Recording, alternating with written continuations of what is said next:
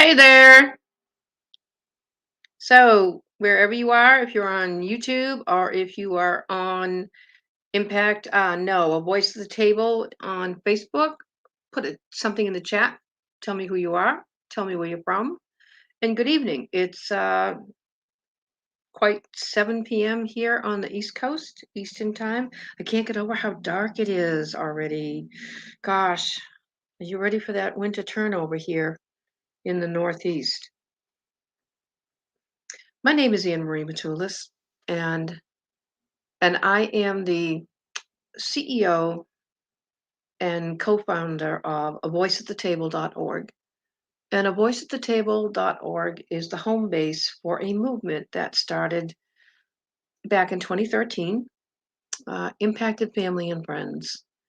And that we created a movement. It's a grassroots movement, all volunteer right now. We are waiting for the finalization of our 501c3. We have been operating under another board of directors, 501c3, very graciously for the last number of years, and finally decided it was time to bring on our own. And so we are nonprofit, all volunteer. And we're about the others, which happens sometimes in the field of suicide prevention, intervention, and postvention.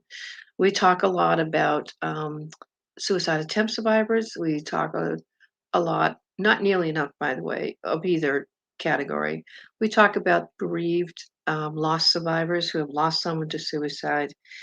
And there is no discussion, next to no discussion, nor has there been for decades, about the others. So I am one of the others. I'm not an alien, just one of the others. And that means that someone very close to me is a suicide attempt survivor.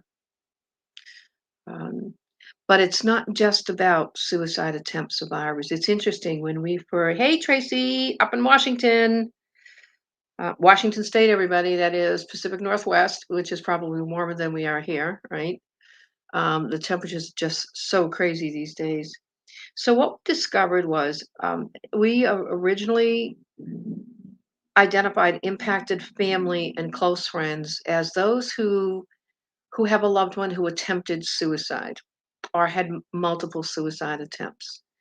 And we found out really quickly that that was really too narrow. That was there was no equity in that because that form of lived experience, attempt survivor, is so much broader than that. I started talking with families, and I started talking with families who had a loved one who suffered from constant suicidal thinking, chronic suicidal thinking. So that is suicidal ideation. Now, they may never make a plan, they may never, but there's always the fear of that happening. And that fear is absolutely no different than the fear of someone like me whose loved one actually attempted suicide. And to say that there is a better than or more than is to say, and I'll say this because I have this experience, when I say out loud, which is not too often, I'm a cancer survivor. What do most people do? Oh, yay! And they applaud. No one ever says, well, what kind of cancer did you have, Anne-Marie? Or what stage cancer did you have? We don't differentiate. We don't differentiate to degrees. And it's no different for someone to say, well, my grief is deeper than yours. It's not. Our grief is very personal. And I'll give you another comparison. I am the survivor of domestic violence. So when back decades ago, ooh, like 30 years ago, when I was on the speaker circuit for domestic violence, which was almost unheard of, by the way, 30 years ago.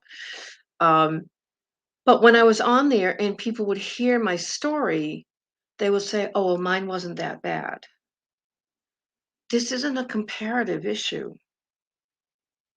Your violence is yours and it's personal because here's one of the indicators, and here's the common thread because you know that fear.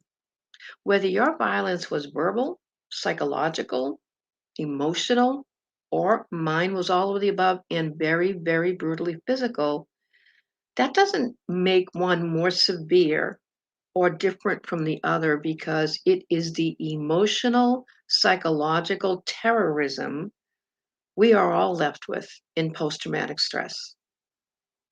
We are the same. And I will not do comparisons and I won't judge someone else's experience. And the same happens within the field of suicidology. If someone hasn't actually gone to the depth of despair to cross the line and attempt to take their life, somehow there are people who think that those who suffer from chronic suicidal thinking that their families don't experience the same fear. Of course we do. The fear is similar. Is this the night she dies? And for suicide loss survivors, bereaved mothers, while what brought you to that point of grief is certainly different than an automobile accident or a medical crisis, grief in someone's heart is not to be judged. And so I wanted to bring that up because when people ask me who qualifies for an impacted family member, I say if you've heard what we share and the kind of workshops we have and the topics we discuss, and you identify with that, you're welcome at the table. You're not going to get 20 questions from me. Um, I've seen that happen too many times. I hope that is making sense. Ruth, Ruth, let me introduce you into the chat. Tracy Osa, Jackie Christmas. I want you to know that Ruth is in the chat. Ruth is in New Jersey, and we are going to go help her set up some impacted family and friends workshops really soon. So there's the beginning of your family, Ruth. We have two. Jackie is our director in Missouri, and Tracy Oser is our director in Washington State. Um, I am. I get to do it all. I'm the national director. That's so cool. I have a new title. Like I need one. Our Massachusetts directors are Tracy Medeiros, who is a suicide attempt survivor and also an impacted family member because of crisis in her immediate family. Um, and Dr. Pada Tsuyomoto, although she prefers Pada, who bicycled across the country one day. And Pada brings a nice cultural spin to our impacted family as an Asian American. And she also is an attempt survivor, a loss survivor, as is Tracy, and an impacted family member. So you see, there is no such thing as one size fits all. We have different threads that weave through us. So I hope that helps explain that you do not have to have a label on you to be part of our impacted family and friends group. Having said that, I would like to introduce you to Jackie Christmas in the chat. As I mentioned, and Tracy Oser, and then Ruth Byer is with us also from New Jersey. So now, no matter how many of these you attend, by the way, for anyone else out there who hasn't used the chat, give up. They're not the same. I don't think we've ever that we just do not have this rigid packet that we talk to. And one of the reasons we're doing this tonight is because we are literally launching. So far, we've got 9 of them up on the calendar. We are launching a whole series of impacted family and friends workshops from now through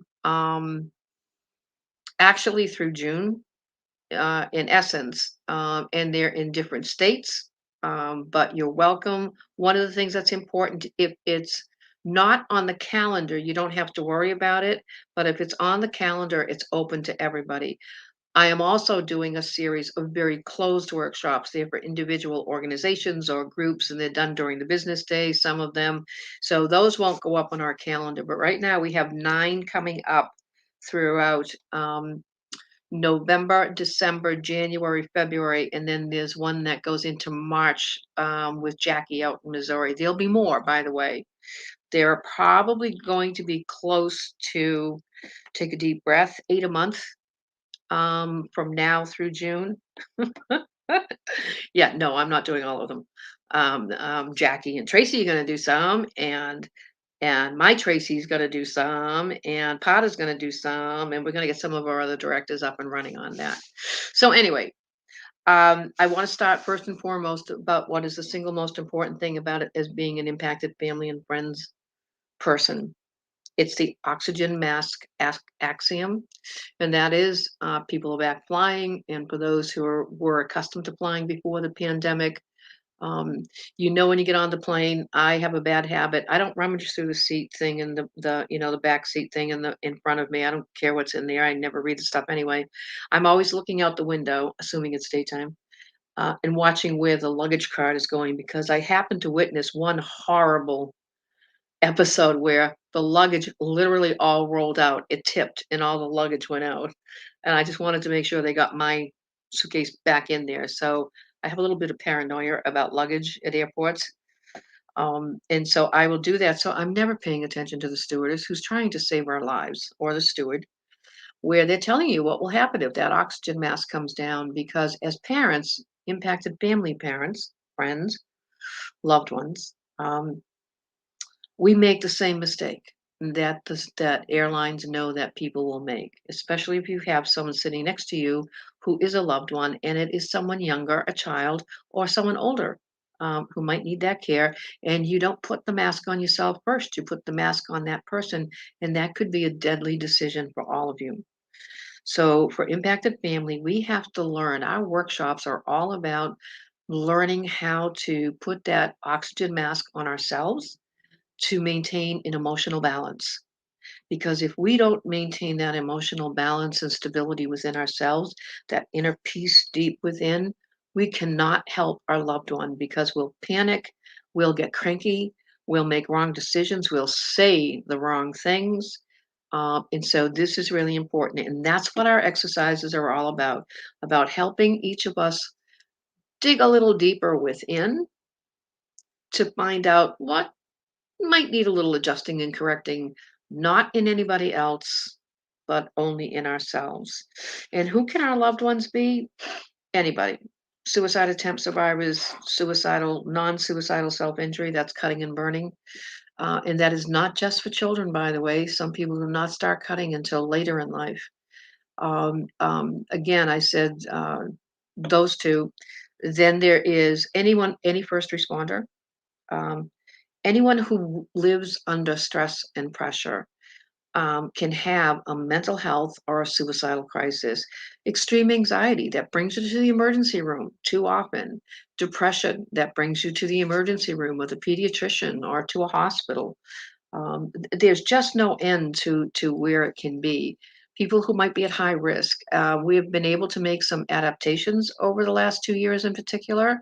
So we also the workshops, by the way, stay the same as I rattle off these new adaptations.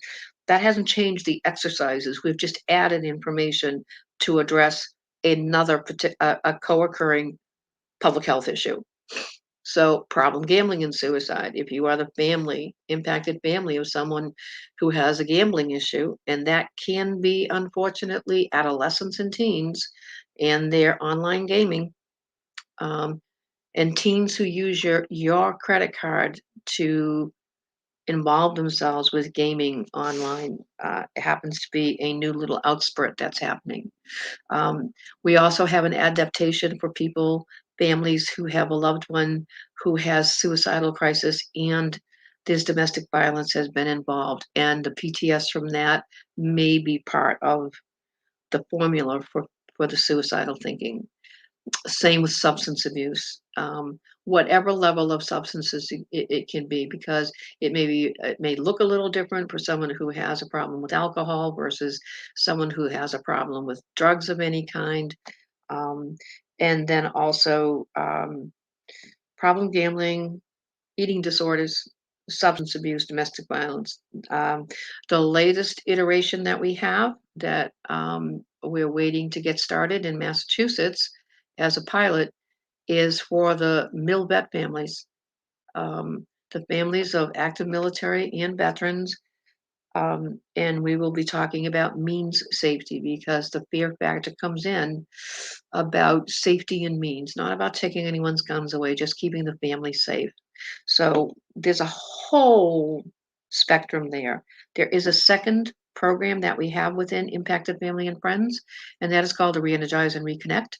And that is specifically written for and by suicide attempt survivors and loss survivors who are further along the healing path. They're not coming out of immediate crisis or coming off an immediate grief session, loss. And they have almost the exact same exercises that we as the family do. But they come at it from a very different perspective. And they also have a couple that we use and borrow from time to time. And I'm going to do a quick run through some of the exercises in a little bit. But they work the same. Once a month, 5 months, 2 months off, 5 more months, you stop. We have 25 exercises in all, and yet for the most part, I think we're still swirling in the first 12 that we had because sometimes it takes a couple of months to go through an exercise. And for someone who says, "Well, why don't you meet once a week?" We tried that. We have one of our first pilot groups. No, no, we want to meet once a week until we started to try to meet once a week. And then all of a sudden they realized that they needed a lot more time to process what they had just experienced and written about. There's a lot of writing in this, by the way. What they had written about, what they had learned about themselves. And so we all settled into once a month. Now, I know there have been a couple of our groups.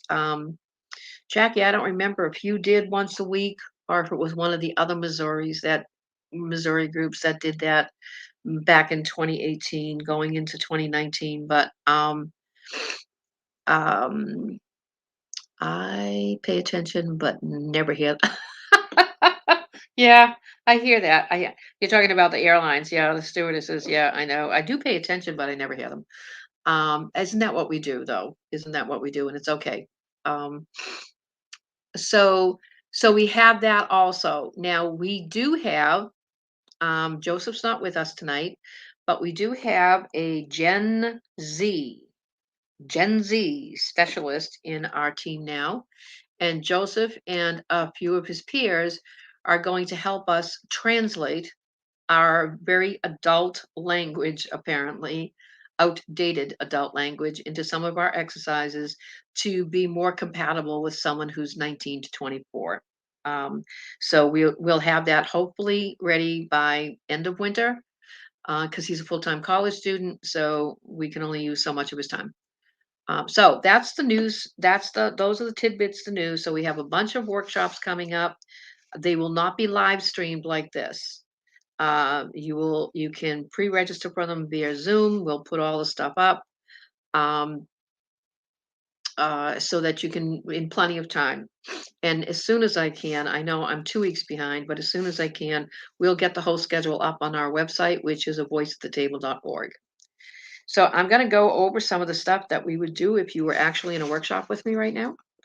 And we're going to roll through this and see how much of it we can get done. And feel free to use that chat um, to pop in comments, questions, your own experience on these things. And so one of the things we try to share with our first time attendees is out of our original workbook, and that there is a delicate balance for a parent, a spouse, a partner, a mentor, a life coach, trying to find the right way to do things after a suicidal crisis.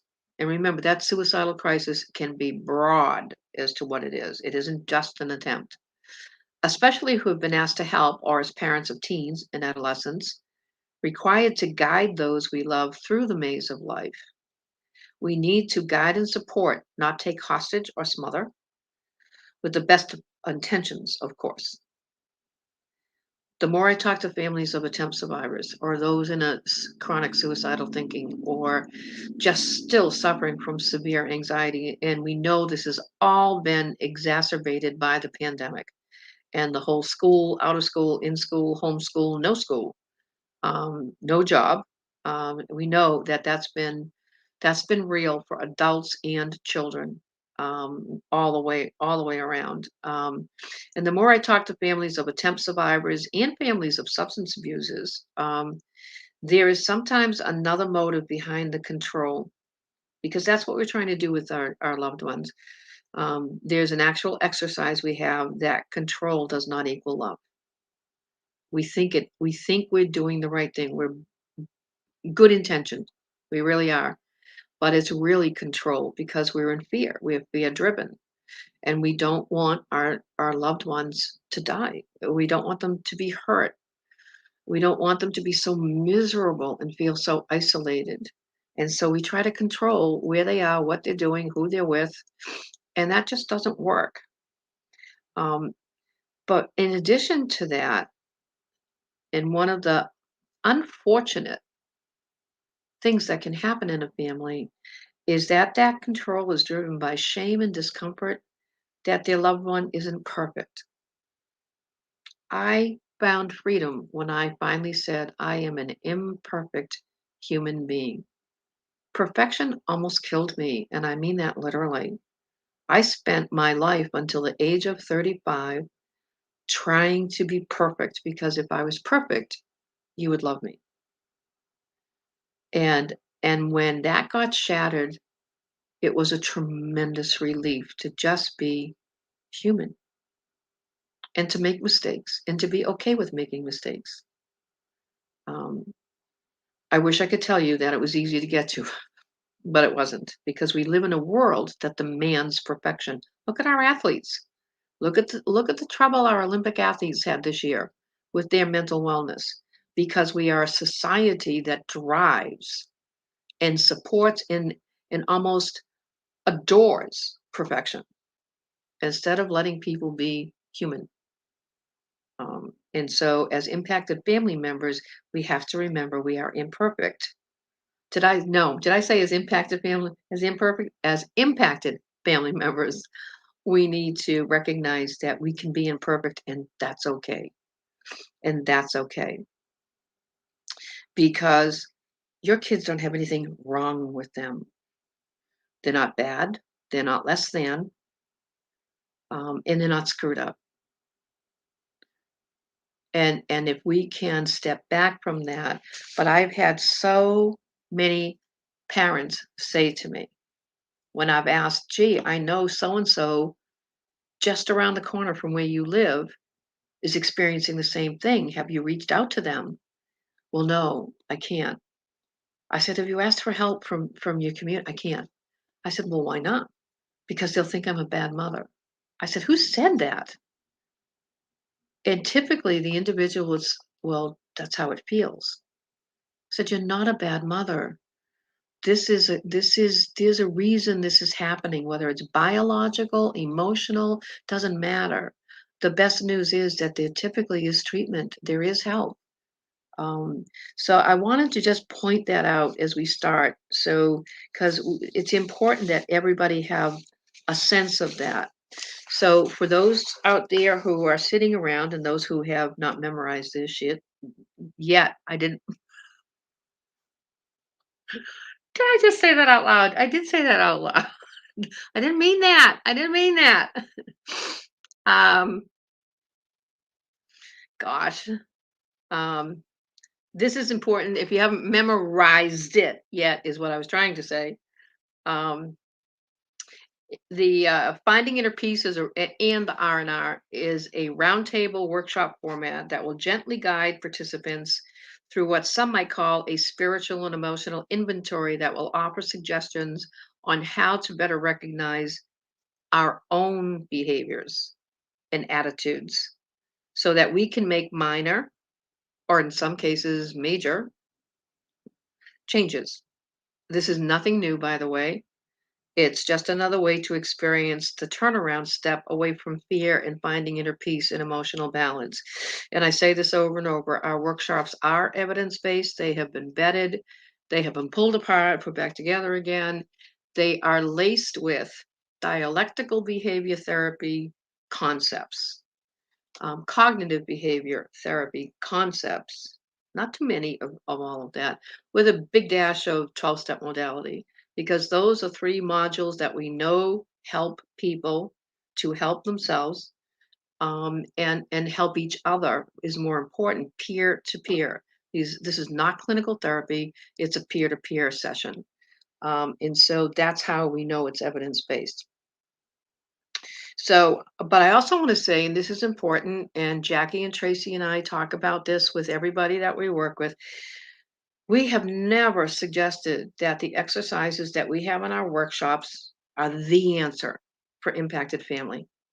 Um, there are millions upon millions of impacted family members, and there is not one program, there's not one workbook, there's not one organization that would ever be enough to be able to take on those millions of people. It's no different with suicide, bereaved suicide loss survivors.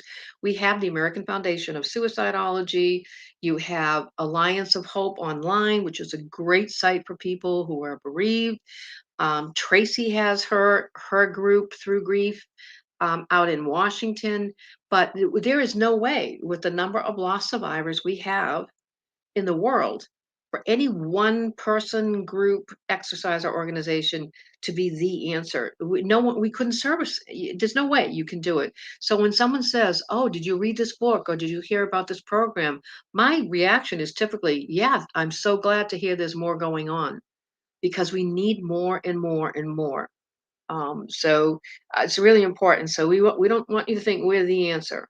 Um, this is not a cookie cutter thing, and some people may not support the workshops, although I'm still waiting to have that person who say, this isn't for me, thank you very much. Most of the time people say to us, so when's the next one that we go through? Because we can offer a starting point for people to begin to tear down the walls that fear has built. And that's what it's really all about. We're standing behind walls of fear for our own reasons, and everybody's different. And there's not one is better than the other. And it's always important to keep in mind that finding inner peace workshops are not counseling and therapy. And I keep repeating that it is peer to peer. What was amazing is that the first time we put these out, it was in response to a grant request for responses in Massachusetts that put the two words that you never see as a grant writer, you never see in a grant. They wanted new, innovative, innovative. They didn't say evidence-based, science-based. They said innovative. They wanted something way outside the box. So we gave it to them. And 7.5 years later, here we are. Now we're in multiple states. We've brought these to Europe. Um, there's a little tiny group in Tanzania, in a little tiny pocket in Northern Ireland, because they said when they heard of them, of our workshops, that, well, we don't have anything like this. So now I'm going to Tracy had a good laugh for herself. Did you? It wasn't that funny, you know? Um, so I'm going to walk you through, I'm going to title and then just talk a little bit about it. And Tracy and Jackie, it might be helpful if you can, um, any thoughts on any of these. So one of the exercises that we do is how did it come to this? And it's a reference to a line in a scene in the trilogy, the Lord of the Rings trilogy, where King Theoden is standing there and he's looking in the face of what looks like um, a total disaster. There's this huge, what do they call them? Or not orgs, something orcs surrounding him. Pretty nasty looking little creatures, big creatures, and he doesn't have enough of a force. And he just looked sadly and he said, "How did it come to this?" And that is often echoed by families who have been impacted by a loved one's suicidal crisis, whatever that crisis is. Um, and if it is the anxiety and the depression, the eating disorder, the domestic violence leading someone to thoughts and feelings and maybe action about suicide, it's how did it come to this? How did I not see this? How did I not stop this before it happens? Because we can't. I wish I could tell you we could. If we had found the answer to preventing suicide, we wouldn't be talking tonight. We still haven't found it. Um, and I will offer my personal opinion. no one has to agree with me and probably tick off a whole bunch of researches, but I think we've been looking in the wrong direction in the wrong way of doing this. Um, I really do. I don't think we've listened enough to those who've had the experience. I think people are too afraid to see the incredible positive value of peer to peer, that maybe not everybody needs that clinical approach. And that is not anti clinical. Do therapy, please. Absolutely. But it doesn't mean that you can't also go to a peer to peer session and hear from people just like you. And you don't have to explain yourself. That's the beauty of it. Um, but one of the first steps we have to do as impacted family is we need to learn how to let go of the word blame because it's instinctive. It's there's nothing wrong. Um, it's it's a total normal human response. If there's a crisis in the household, if there's a crisis in the family somewhere, then most people to some degree are going to feel a little upset, a little down, and maybe wonder, was it their fault? I can tell you that the support we have heard and the experience we have heard from countless suicide attempt survivors is clear. It was no one's fault. It's about the darkness and despair that is internal for them. And sometimes they can't express that. And sometimes they do, but it doesn't come out where the person hearing it actually understands what it meant.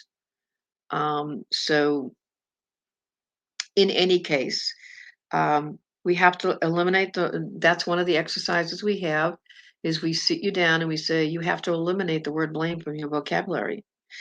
Don't blame anyone, including yourself. Stop searching and prodding for the reason why. Why did this happen? In some cases, that will be revealed over time. And in other cases, you may never know that answer. Um, we may never know that answer. Um, Recognize that you need to do something about your inner fears and anger. And we talk about anger over and over again. Um, and accept that it's okay. Work on it. Eventually, if you stay open, some of this is going to filter through. So that's how did it come to this? And what we do with that is we go around the table and we talk about it. And some people are very open, amazingly open. I guess we have a method of being able to create a good safe haven right out of the gate. Um, I don't know how we do that. I think we've got little sprinkle dust over us that says this is a safe haven, and when people step in, they feel that way. Um, and so that's a simple workshop, takes about an hour. And what we do is we just go through those bullets and we ask you to think about, are you blaming yourself right now? And equally important, are you blaming others? Because there is another exercise in here that we do way down the end of the months. And it's the F word, and it's called forgiveness. And before we do the forgiveness, we talk about the scorecard. And the scorecard, or as one or two people that I know call it, the hit list. The scorecard exercise is about the people that you really ticked off at as you went through the suicidal crisis with your loved one. And that's a long list. That can be the emergency room doctors that you ran into the first time who maybe didn't treat your loved one too well, because that is a problem still today. And it's just horrific that it is. I don't typically blame those doctors because anymore, I have to add anymore, because they're not educated. They never learned. No one taught them.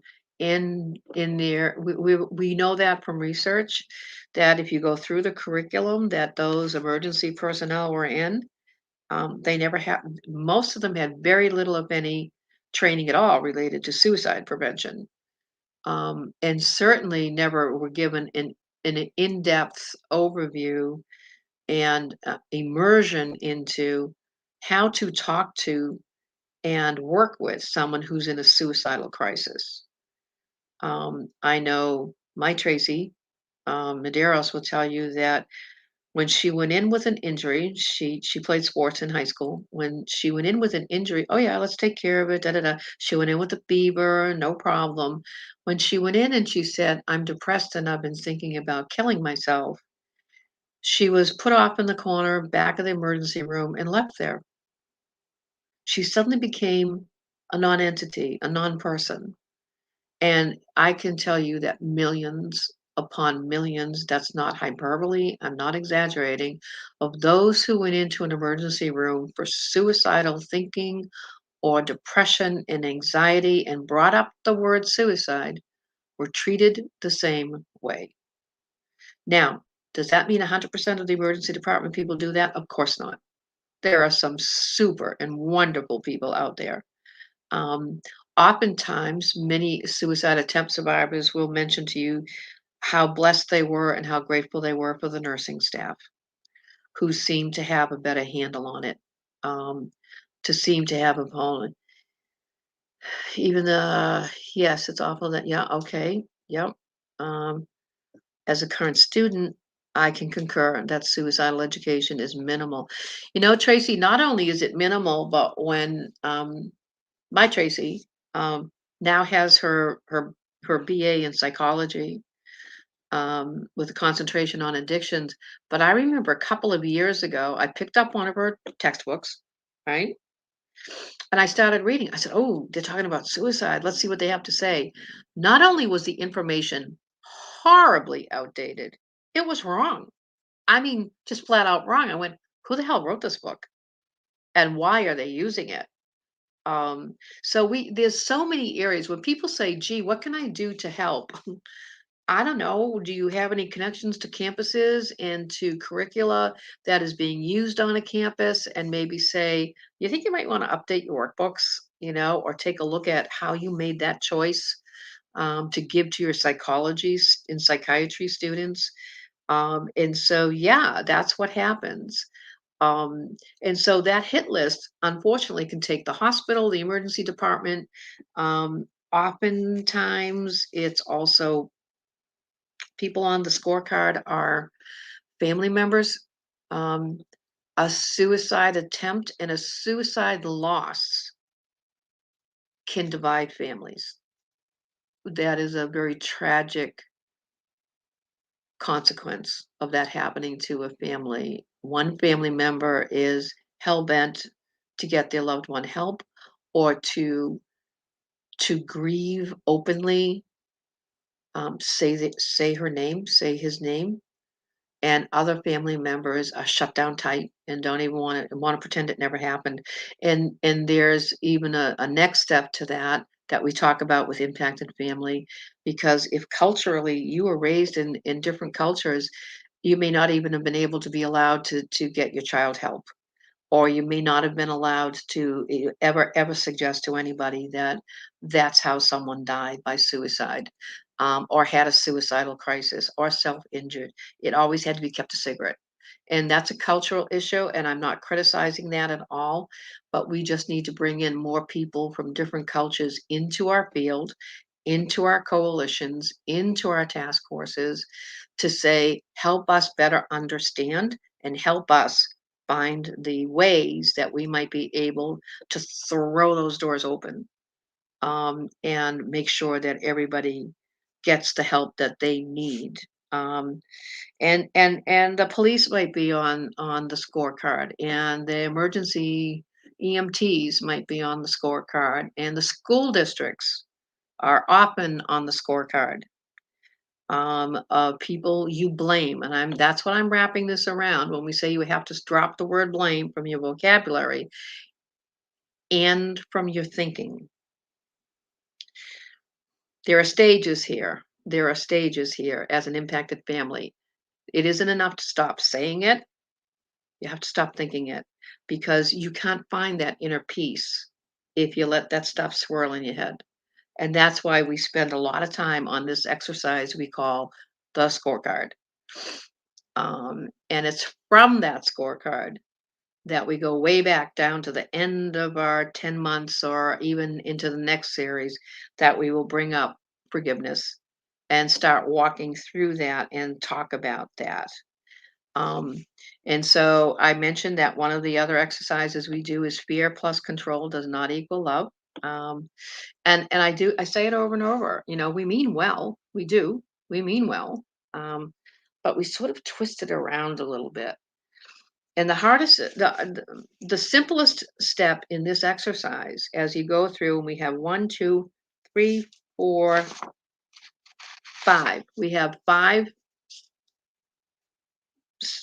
discussion points in this exercise. I'm not going to tell you what they are. You'd have to show up at one of the workshops. Oh, I love doing that. All right, that wasn't fair. That wasn't nice. I'm sorry. Um, and so I've got one in inpatient. Okay. Oh, I'm sorry to hear that, Ruth. Um, um, and so um, and so what we talk about is why are we so afraid to let go of control? We know we have learned as impacted family members that we are afraid. Our life is fear driven, and sometimes that just goes on and on. Long after the crisis is gone, you never let go. And it's no different than a family where a member has really struggled with alcoholism and gets sober, and yet someone in the family will always look and wonder, did you drink? Instead of appreciating, no, this person is doing well. And that's not an option anymore. I remember the day that Tracy called me and said, Mom, suicide's off the table. I didn't ask why. I didn't ask what prompted that. I could hear in her voice the relief that no matter what was going to happen, and she certainly did have her share of dark days after that, considering suicide was no longer an option. That's a turning point. Um, and we have an exercise about turning point, and it's one that Jackie tends to use when she's talking about impacted family and friends, as a bereaved mom of recognizing one day that she had actually touched briefly that turning point. So another exercise is the bear hugs kettle. And it's one of my favorites. It's some other people's least favorite because it means you really have to let go. And I'm gonna, because I usually do that one all the time, I'm just gonna move past it a little bit because there were some others I wanted to touch on from the original workbook that we had. And let me pick it up over here. All right, so how you doing out there? You guys aren't very chatty. There we go. So someone asked me, I did a webinar for the Maryland conference. Was it last week? The week before, maybe. I've lost track. I really have lost track so much. Um, and and said, oh, there's a workbook. Can I get a copy of that? And yeah, you can. But the more I read it, the worse I like it. It's got typos in it, and it's like, and we are rewriting it. We will have an entire. So this is what the original looked like. I can't get the left and right on this film at all. All right. So that's what the original looked like. And by the way, I took that picture. I ran out and took it outside of my own house. I couldn't believe I liked it so much. I put it on the cover. Um, we're redoing this. And it's going to be a bigger workbook. There's no doubt about it. And our time frame, I was hoping for this fall. Some funny things happened along on the way to the forum this past summer, and that really derailed a lot of our projects. So I'm not putting a date on it, but we'll get it done as quickly as possible, and we'll get it up. We are going to put some of the older exercises, the ones that we've had forever and will still use. We have a couple up on, as a matter of fact, I just don't think the link is there. So there's an AAS 365/soul care page that you could get a link that allowed you to download a little sample workshop session, but I think the link is broken on that. So let me see if I can reconnect that. But on a voiceofthetable.org, we're going to put up probably in the end of towards the end of November, we're going to put up maybe 5 of the exercises, both, 3, 4, or 6 or 7, never 6. All right, 3 and 3. We will put some up so that you can just download them on the PDF. They're copywritten. We appreciate you would hold on to that. But we have so many more now that I think it's really time we sort of like share some of these and pass it along. What's in the first part of this workbook is also important. And every once in a while, people ask me, well, why now? Why did we do this impacted family and friends? Because there was a need. I was taught a long time ago, Amory, just don't create things for the sake of doing it. Is there a need? And it turned out, without even realizing it, there has been a lethal gap in resources for impacted family and friends. We have been marginalized by the suicide prevention, intervention, and postvention community, by the researchers, by clinicians, by whoever makes those decisions, is who gets the funding for research. We were considered unimportant. We are arguably the largest population within suicidology. We know that for every suicide loss, a minimum of 135 people are impacted by that suicide loss. Now, that's research that was done by Dr. Julie Searle, University of Kentucky, and it has held up to the test of time. Now, if you look at the fact that for every suicide, there are a minimum of 25 attempts. We know that number is ridiculous. It's much higher than that. And now you take that and multiply it by numbers. We go into the millions of impacted family and friends. And so we realized there was a vacuum. I didn't know that. I didn't even put my finger on it as a lethal. But in 2013, I was in post production of a documentary that I did. It was for suicide attempt survivors, a call for action. That was 2013, called A Voice at the Table. Is that name? Why reinvent the wheel? And I was sitting in the post-production room and along with my videographer and we both realized that listening to the suicide attempt survivors, they didn't have any wellness workshops if they were further away from that crisis. They might be 2 years, 5 years, 10 years away. And they didn't have anything that they could just come together and check in. That wasn't therapy. And that's why we created the Reenergize and Reconnect. And then as I was sitting there, he kind of looked at me and he said, well, what do you do? What do you do as a family member? And I realized that there was a vacuum. So we created Finding Inner Peace. And it was only later that I had people who do big data and do the big numbers in the research. And they said, whoa, you've got a ton of people out there. And there were no workshops. I mean, you could have done the research in 2013. Good luck trying to find anything that made any reference to impacted family in the sense that we have it. NAMI does have a family program. That's awesome. And it's really helpful. But up until recently, it never mentioned the word suicide. It was specifically for mental illness, and that family. There are hints that the MilVet community is starting to lean to that, aside from the one that I'm doing for the Governor's Challenge in Massachusetts. Allergies, guys. Um, so it's really in there.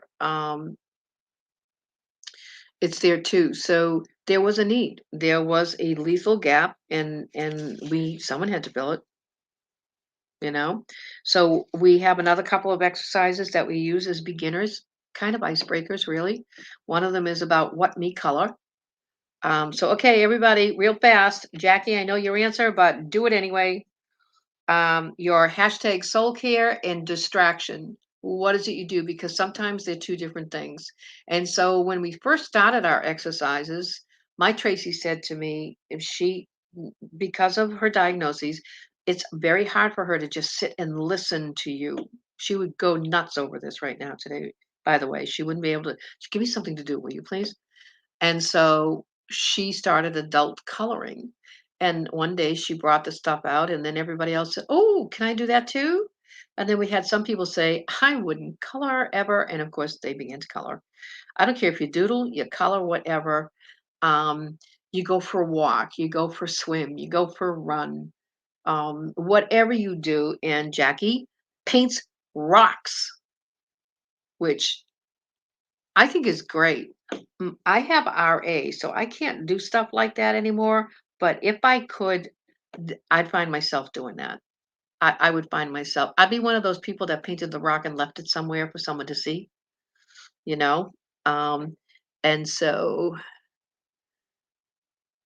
okay, Tracy, can you describe that a little further? Don't think that I've ever heard of face yoga. Oh, I shouldn't say that. Oh, I shouldn't say that. Wait a minute. In hatha yoga, you do that. Learn how to work with all the muscles on your face, if that's what you're talking about. Um, I'm sorry, that's a real. So what do you do? Face yoga. You know, little aside, what I used to do for distractions. Now, this is 100 years ago when I was a mom, stay-at-home mom, two kids, right? I never was good at the crocheting thing or the knitting thing. And then one day someone showed me a beautiful pillow they had done, and it was through hooking. And and I learned how to do that. I went to a class to learn how to pull the threads, the yarn through and to do the whole thing. Um, but it was always odd when people asked me what I did. We'll let that one just slide along. Um, so I'm glad you enjoyed it. Yes, and I'll say that too. People ask me how I know they're angry, and I said, "You want to put your fingers on your cheekbones? They're up here. They're supposed to be down here." You know. I said, "Now let your jaw down. Open the jaw." And yes, I did that. Actually, I loved hatha yoga. I wish I had stuck with it. I really do. Because now I'm in a position that I can't. I mean, I can do a little bit of stuff, but not the way I used to. And so, oh, I didn't know that, Jackie. Your mom was an art teacher. Oh, well, of course you paint rocks. Um, and so for anybody else out there saying, "What have I just stumbled into?" These are the kinds of conversation, not quite the conversation, but I'm trying to offer a mosaic that impacted family and friends is not this rigid, heavy duty, structured, follow point 1, 2, 3, 4 and take a quiz. It's about finding out how I, as an individual, can maintain inner peace. How do I do that in the midst with a crisis swirling around me all the time? When instinctively and a normal human reaction would be to want to scream, to throw things, to blame someone, to just sit and cry, throw something, um, and yell and yell, a lot of how did it come to this? I don't have any of those answers, but I know I'm of no use to Tracy or to anybody else in a crisis if I cannot maintain emotional balance during that crisis. And that's hard work and it takes practice. And that's why we have these exercises. We have these exercises to help us all learn new things about ourselves, um, that we can do. They're coping skills. You can call it anything you want, whatever field you're from, whatever lifestyle you're from. It doesn't matter what the label is. The label is unimportant. If you know what it is that helps you breathe, step back, and feel your heart rate slow down, that's what you need to be able to do faced with a crisis. Especially if you're dealing with an institution, a hospital, a school, a doctor, doesn't matter, a police officer. who clearly doesn't get it, then you need to be able to stay calm to keep yourself focused and your loved one safe. I hope that makes sense. Just another couple of exercises that we do. One is about frozen in time, and again, that's fear based, and that's typical. It starts in the initial crisis time. There's been a suicidal crisis of some kind, anxiety, depression, cutting, um, whatever has happened. And you end up in an emergency department or on a psych unit or seeing the pediatrician or your primary care, and you're filled with anxiety, and then there's an evaluation done, and then you come back, and the questions you ask yourself, you become frozen in time. Should I quit my job? Should I take 2 weeks off? Should I have a vacation scheduled next week? Should I next year? Should I cancel it? And family after family after family goes through this. I don't make these things up. These are things that people told me they went through. Um, and it is not, it's not a blame game. You become aware when you become aware. You know, I don't like the word training anymore. I don't, because I have sat with too many parents who have a loved one, a child, a young child or a teenager or early adult, um, who has been in some kind of crisis, thought about suicide and spoke up, attempted suicide and hadn't spoken up. And it really is so difficult to say it's not your fault. And I'm not going to train them on what to look for. I find that offensive to look at a mom, and particularly a bereaved mom who has lost a child, and say you should go to a gatekeeper training and we'll tell you what to look for. A little late for that, don't you think? And besides, unfortunately, many of the gatekeeper trainings can be helpful and informational. I just have this dream that someday they'll be delivered differently. They'll be delivered not as a training with click PowerPoint slide with checklist on them, but rather have the person facilitating be able to weave in and out of the chairs or tables and have a conversation and engage people in that conversation while talking about some things you might want to look for, and not make it sound like it's some kind of rigid training and then you have to take a quiz later. And I don't know that anybody would agree with me on that, but that's my dream. I'm hoping to live long enough to see that transition, because here's my hypothesis, all you researchers out there, that if we tried that, and you'd have to give it a good run, not fair to say, oh, we'll have a year. No, you got to give it a good run. I believe we would save lives. I really do believe we would save lives without having to use the word prevention and training. Don't you think, as a parent, we have all done our best to prevent our child from being hurt? Please don't send me to a prevention training. Now, that's going to be really unpopular with some people in the field of suicidology. Um, and I don't care. See, this is a good thing about being as old as I am. You really do stop caring about whether you tick people off. I mean, I don't try to do it intentionally. I don't think I try to do it intentionally. But I think if I do believe it. We've seen it work with the Reenergize and Reconnect for the attempt and loss survivors and the impacted family.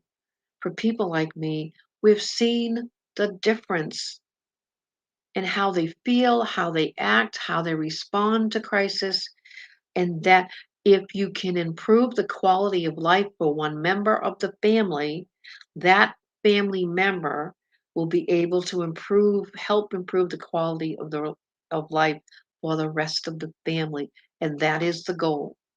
So the ultimate deal with impacted family and friends is the fact that we have a blended hearts session where we bring everybody to the table. We bring the impacted family like me. Tracy sits typically down the other end of the table. Um, and we bring our loved ones. Lost survivors come in. They may bring another family member with them who's still with them, or just sit in. We all sit together. Even though we are all coming from different areas of experience, the inner peace is identical for all of us. And if we can improve the quality of life that way and spread that out exponentially, um, we have a better world. We have a safer world. And I do believe, beyond a shadow of a doubt, we save lives. And at that point, I'm going to stop for the night. I'm going to be back next Monday with a whole different things to talk about. And I will be on my Facebook page, Anne Marie Matulis Facebook, and on Impacted Family and Friends. No, it won't be on that one. A Voice at the Table Facebook. I will constantly be putting up the schedule. And then hopefully, not this weekend, I have a board weekend. But the following week, I hope we can get a Voice of the Table's website updated with all of this so you can see the full schedule from now. We're only going as far as March because April, all bets are off. We have our annual conference for the American Association of Suicidology. I kind of have a little job there on chairperson. So I'm not going to be dabbling in too many workshops at all through April or any schedules, but we'll be back on tap on May. So that's a long-term picture, so you know we're going to be around. I want to thank you all for coming tonight and hanging out. I hope you learned something a little bit more about impacted family and friends, um, and maybe that you learned that you might fit in. We don't ask much, but we want you to be better and feel better and be able to help your loved one and others. Um, so with all of that, everybody, good night, be well, take care.